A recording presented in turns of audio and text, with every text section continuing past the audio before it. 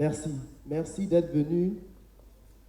Je suis Niami Atoubré, étudiant en géographie, cofondateur de la Ligue panafricaine pour l'éveil des consciences, une organisation, comme l'a dit le présentateur, qui milite pour la cohésion sociale, l'engagement politique des jeunes, mais aussi et surtout la cohésion sociale. Je suis heureux et honoré de me tenir par devant vous ce soir, parce que cette occasion me permet de parler au peuple d'ici et d'ailleurs. Mais le plus important, c'est de pouvoir parler au cœur. Parce que pour nous, prôner la paix, c'est d'abord accepter les autres comme soi. Arriver à comprendre que le monde est beau dans sa diversité et que partout où nous sommes, nous avons l'obligation morale de prôner la paix pour conserver l'humanisme de notre humanité. Mesdames et messieurs, certainement vous vous demandez, mais d'où vient cette flamme qui brûle en ce jeune homme? Oui, je vais vous répondre.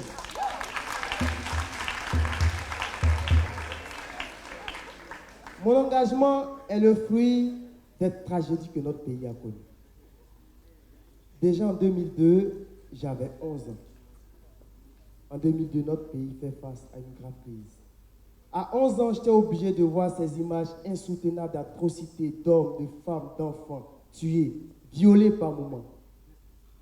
Au plus profond de cette crise, j'ai vu des Ivoiriens déplacés dans leur propre pays. Et une image m'a marqué. Je sais que vous allez vous rappeler de cette image.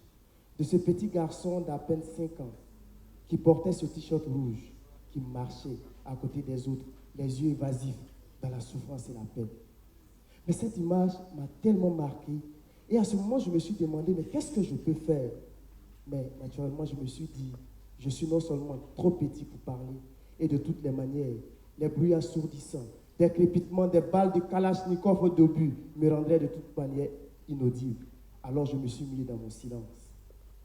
Un silence complice peut-être, je ne sais pas.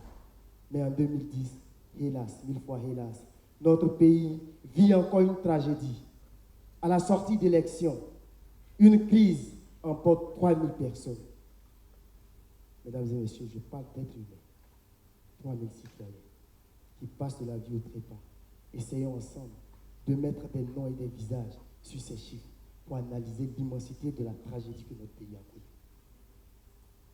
Et depuis ce jour, je me suis juré de ne plus m'asseoir. Je me suis juré de ne plus jamais être silencieux. Parce que pour moi, c'est chaque pas qui construit. Ce n'est pas forcément le grand pas qui construit. Alors j'ai appelé un ami à qui je rends hommage ce soir à Tuangré. J'ai dit, mais nous sommes jeunes. Aujourd'hui, nous sommes à l'université. Qu'est-ce que nous faisons pour notre pays? Après réflexion, on a décidé de mettre en place notre organisation qu'on a baptisée Ligue panafricaine pour l'éveil des consciences. Parce que pour nous, changer, c'est d'abord changer la mentalité. Et depuis, nous menons des actions. Déjà, le 13 avril passé, nous avons initié notre projet qu'on a baptisé École citoyenne. Un projet de renforcement des capacités des jeunes, comme je l'ai dit, sur des questions de démocratie, mais aussi de cohésion sociale. Dans cette veine, notre dernière activité date du 19 juillet, où en partenariat avec le centre ESD, nous avons organisé un séminaire de formation sur l'utilisation responsable des réseaux sociaux en vue de consolider la cohésion sociale. Parce que nous pensons qu'aujourd'hui, les réseaux sociaux occupent une place de choix dans la communication. Ils peuvent soit être des facteurs de développement ou des facteurs de division. Nous voulons que ces outils soient des facteurs d'union et de cohésion. Chers frères, chers amis, chers parents, voyez-vous, nous partons tout droit vers 2020. 2020, une année électorale. 2020 que je qualifie d'année décisive, parce que nous aurons des élections présidentielles. Et au moment où nous pensions que les uns et les autres avaient tiré les leçons du passé, on se rend compte que les discours politiques se radicalisent, la haine se propage. Sur les réseaux sociaux, c'est le régionalisme exacerbé qui retrouve toute sa vigueur. À côté de tout ça, mesdames et messieurs, il y a une situation assez surprenante. Dans ce pays de vraie fraternité, des frères et des sœurs arrivent à se découper à la machette. On se dit, on a touché le fond. Qu'est-ce qu'on fait?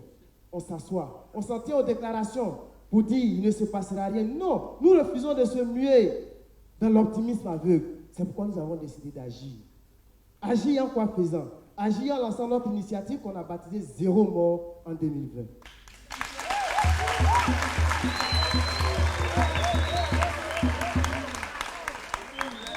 De quoi s'agit-il concrètement? C'est une campagne de sensibilisation digitale, mais aussi sur terrain. Nous allons rencontrer ces populations de Béoumi, de Boaké, de Bloléquin pour désamorcer la bombe sociale. Parce qu'il y a une bombe sociale. Si on ne cherche pas à désamorcer cette bombe, je vous assure qu'on risque de replonger notre pays dans les profondeurs abyssales. Et nous n'en voulons plus. C'est pourquoi nous avons décidé de mener ces actions. Voici ce que j'ai voulu partager avec vous. Mais je n'irai pas sans laisser un mot à la jeunesse qui me regarde. Chers jeunes, il n'y a pas un moment pour travailler pour soi et un moment pour travailler pour son pays. Ça n'existe pas. On a beau se concentrer sur nous pour travailler pour nous-mêmes. Le jour où le pays brûle, en une fraction de seconde, tout ce que nous avons construit pour nous va s'écouler. Alors nous devons tous consolider cette cohésion sociale. Vous me direz, non, on n'a pas les moyens pour le faire. On n'a pas d'espace pour le faire. Je n'ai pas aussi les moyens. J'ai une petite équipe. Pour nos activités, on se cotise souvent 500, 1000 francs, 2000 pour mener nos actions. Et le projet que nous sommes en train de lancer, jusqu'à présent, on n'a pas de soutien. Mais on va le faire coûte que coûte parce que pour nous, ce que nous faisons, ce n'est pas pour nous-mêmes.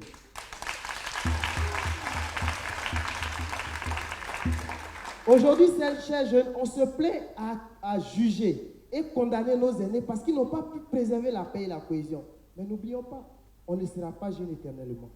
Et demain, chacun d'entre nous va se retrouver devant le tribunal de l'histoire. Est-ce qu'on pourra regarder les générations à venir avec fierté? Voici la question qui se pose. Mais je vous dis que pour atteindre cet objectif, c'est le travail de toutes les générations.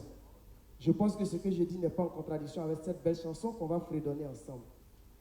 Le travail de 1000 générations construira ma Côte d'Ivoire.